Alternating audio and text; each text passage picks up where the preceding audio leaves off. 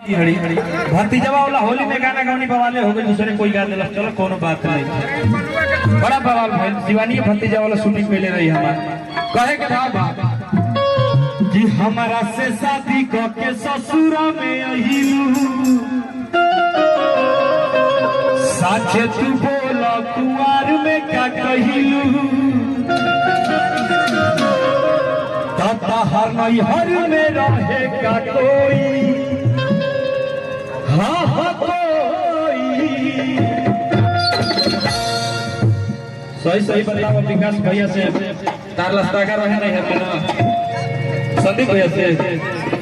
झूठ बोल पे तब का सोनू भाई ते वसमास पा हमार उग्र से ना जब लड़का कहले बा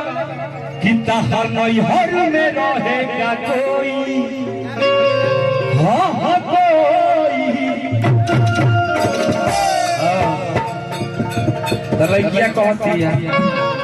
इहो तने भाई डिजिटल जमाना हो गइल बा, रोज फेसबुक पर देखा ताड़ी सा, रोज सीरियल देखा ताड़ी सा। लड़किया कहती है कि राजा रहुआ के ए सैया जी रहुआ के कि राजा रहुआ के मजा कोई देले होई त पूछी हमारो से मजा गई बड़ा मिजाज में बड़ी सका कोई बड़ी से मेरा है का कोई बड़ी से कोको कोला खाई जला पिए जला और रोसो कोला का काला सुना ना काला जी कि कहां लाई बड़ी से भैया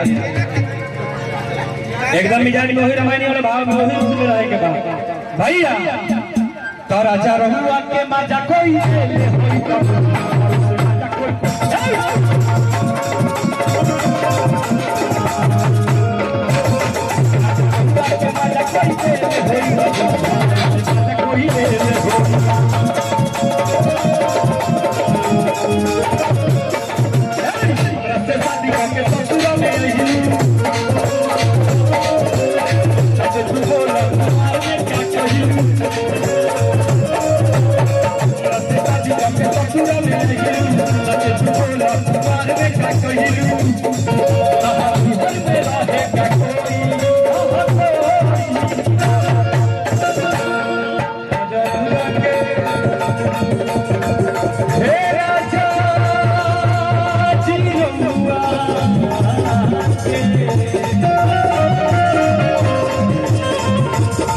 राजा